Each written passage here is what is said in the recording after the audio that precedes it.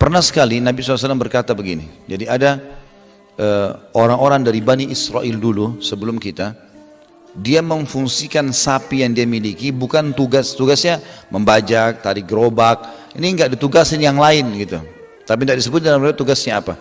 Terus sapi itu ngomong dalam bahasa manusia, dia bilang saya diciptakan bukan untuk ini.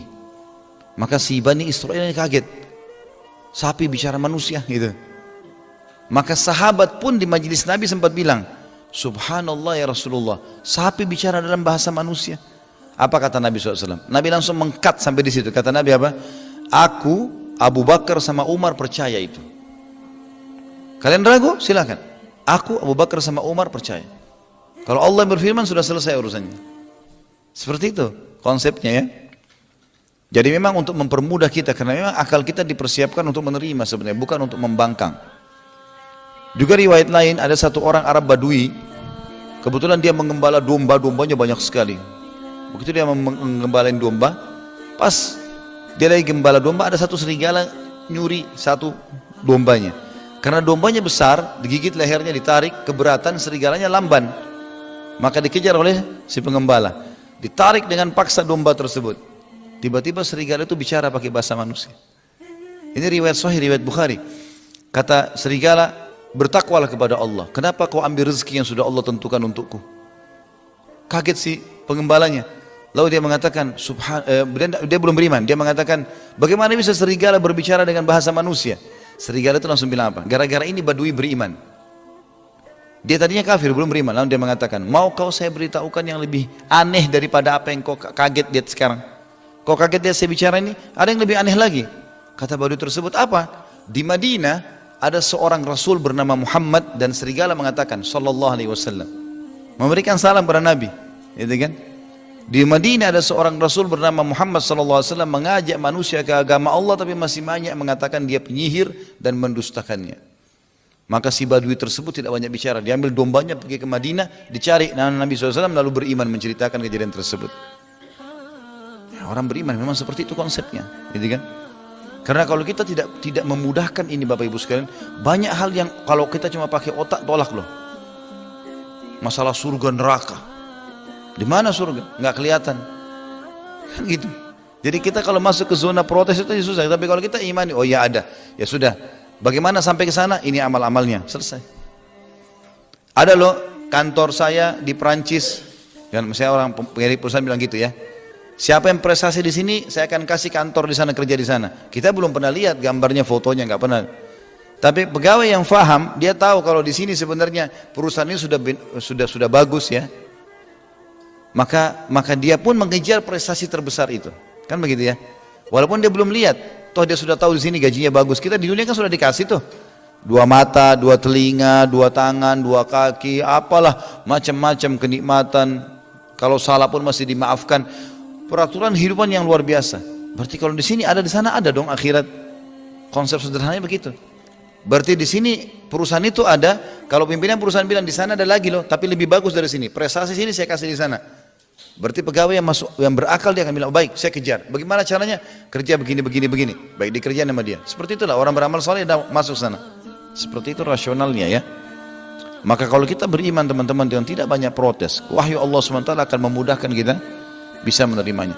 Sekali kita buka pintu protes, terbuka waswas syaitan yang besar. Sekali saja, kenapa saya Allah jadikan perempuan? Kenapa bukan laki-laki? Saya mau jadi laki-laki. Maka syubhat di otak kita sudah luar biasa. Seperti kita lagi buka pintu, di depan ini banyak serangga. Udah masuk semua serangganya tuh. Makanya para sahabat pernah duduk, lalu mereka duduk bersama Nabi SAW keluar. Lalu mereka kayak lagi bincang-bincang. Kata Nabi SAW, apa yang sedang kalian fikirkan? Ya Rasulullah, seseorang di antara kami muncul di benaknya, gitu kan? Siapa yang ciptakan kamu? Maka kami pun menjawab, Allah. Lalu muncul di benak kami, siapa yang menciptakan gunung? Siapa yang menciptakan bumi? Siapa yang menciptakan langit? Terus saja kami menjawab Allah. Terakhir ada pertanyaan, siapa yang menciptakan Allah? Kata Nabi SAW, apakah sudah sampai pertanyaan itu pada diri kalian? Maka mereka bilang, iya ya Rasulullah. Sahabat ngaku itu. Apa kata Nabi SAW? Kalau itu datang, waswas syaitan. Bilang, amantu billah. aku beriman kepada Allah. Selesai. Karena syubhatnya kan kemana-mana, termasuk protes Allah SWT nanti. Kan gitu, lebih mudah. Subhanallah, kita lihat saya lihat orang-orang muslim yang dari kecil sudah aktif di masjid, jadi marbot masjid, betul-betul hidupnya udah di masjid rumah Allah, azan sholat, bersihin masjid dapat pahala, udah selesai, nikah, punya anak, keturunan, urus masjid sampai mati. Masya Allah, mudah sekali hidupnya, gak ada protes, ada pengajian dia urus, dia duduk, Masya Allah, nikmatnya luar biasa. Dibandingkan orang yang pendidikan, sarjana, mungkin profesor, tapi membangkang, gak ada Tuhan, gak ada begini, gak ada begitu. Itu kan aneh ya. Dan kita banyak terkurung dengan masalah akademik saja nih. Kita akademik teman-teman cuma pelengkap warna kita sekarang. Belum tentu orang yang tidak masuk di jenjang akademik lalu bodoh. Enggak. Nah, saya pernah waktu S2 di Makassar, ada satu dosen, profesor ilmu budaya. Saya juga nggak tahu kenapa dipelajari ilmu budaya di S2 ini. Tapi yang jelas waktu itu saya masuk di kelas habis asar. Tiba-tiba dia lagi bicara masalah budaya orang Bugis Makassar waktu itu. Terus kemudian dia sempat bilang, ada satu tradisi orang Bugis Makassar, kalau masuk kamar mandi kaki kiri, keluar kaki kanan. Saya dengar itu langsung saya angkat tangan, maaf Prof, sebentar. Kalau setahu saya itu bukan tradisi Bugis Makassar, itu ajaran Islam. Ajaran Nabi SAW, masuk kaki kiri, keluar kaki kanan. Kalau Pak Profesor mau saya bawain bukunya, ada Sahih Bukhari, besok saya bawain. Diam dia. Semenjak itu subhanallah, setiap kalau dia masuk dia tanya, ada Khalid nggak di situ? Ditanya. Saya datang situ, saya jadi kayak penghambatnya dia kalau dia bicara. Nggak boleh sembarangan. Ini bagaimana caranya? Profesor tapi nggak ngerti, masuk kamar mandi loh, ini hukum dasar. Tapi luar biasa. Jadi tidak selamanya titel akademik jadi tolok ukur. Tapi ada orang subhanallah yang mungkin dia mudah sekali belajar agama, faham, diamalkan, itu jauh lebih mudah, lebih baik.